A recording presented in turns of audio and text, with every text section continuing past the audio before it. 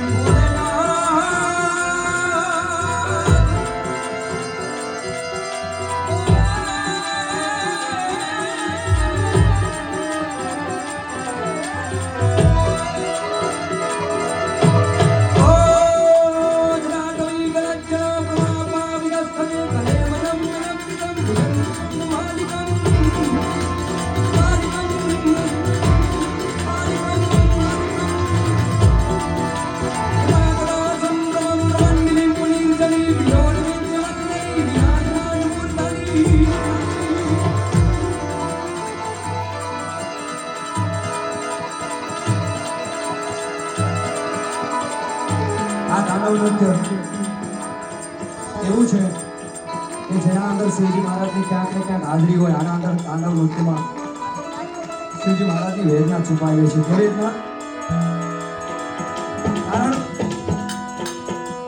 કારણ કે માતા સતીને મહાદેવે ખૂબ સમજાવ્યા હતા એમની સાથે વિવાહ કરવા માટે, ન કરવા માટે ખૂબ સમજાવ્યા હતા. છતાં એને વિવાહ કર્યો તો એની એક રચના મને થોડીક યાદી થઈ છે.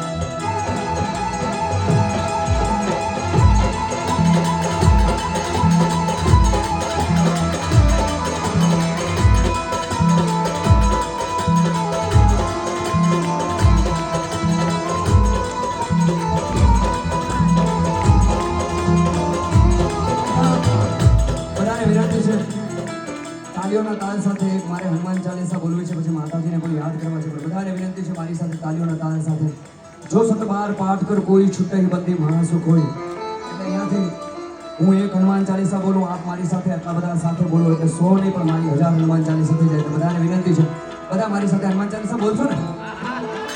બોલશો ને?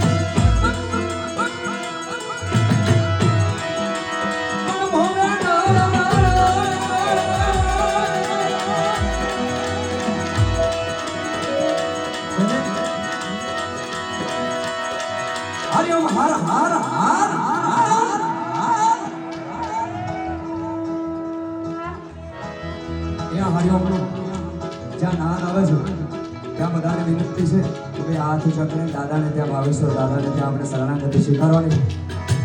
કારણ આ ભાવેશ્વર દાદા એટલા દયાળુ છે ભાઈ, આપણા ઈષ્ટદેવ છે એટલા બધા દયાળુ છે.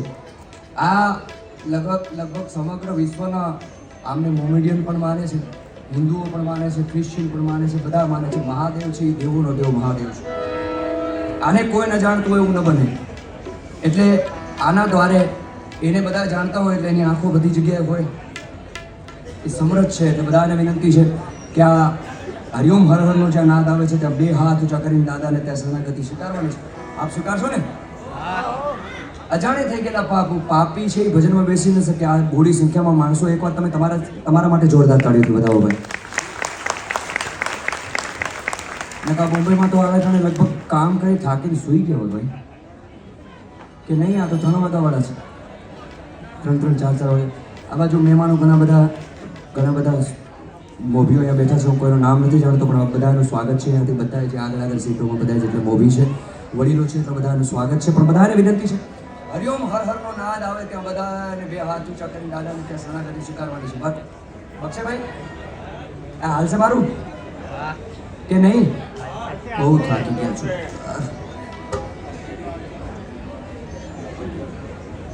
તો ભાઈ દાબેલી લેતા હોય, કચ્છી દાબેલી લાવો. કચ્છી કે હતી એડા કચ્છી મણી કે હતી આગે હતી 5 કચ્છી 5 આપણે ડિઝાઇન લગભગ. પણ હરિઓમ હર હરનો નાદ ભૂલી નહીં જતા. બરોબર? મને કચ્છ જાય લગભગ, મને કચ્છ જાય તો કચ્છી તો છે ન થશે. આ કચ્છી હશે ભાઈ કે ના? આજે નહીં કચ્છ મુલક જા માળું અસાં કે વધુ લગે ત્યાં ભલા ભલા. हाँ क्या फरमाइश है? नगर में जोगी तो इतनी देर गा रहे थे, अभी हुआ ना? आप बाद में आए क्या? કાંઈ વાંધો નહીં, બીજી વાર એમના માટે ગાશું. ઘોર તૈયાર રાખજો, પૈસા છૂટા તૈયાર રાખજો એમના માટે. બીજી વાર આપણે બીજી વાર નહીં, 3 વાર 4 વાર જેટલી વાર કહેશો એટલી વાર ગાશું. પણ અહીંયા હરિઓમ હર હરનો નાદ ભૂલી ન જઈએ આપણે, જે મૂળ વાત હતી એના ઉપર. હરિઓમ હર હર હર હર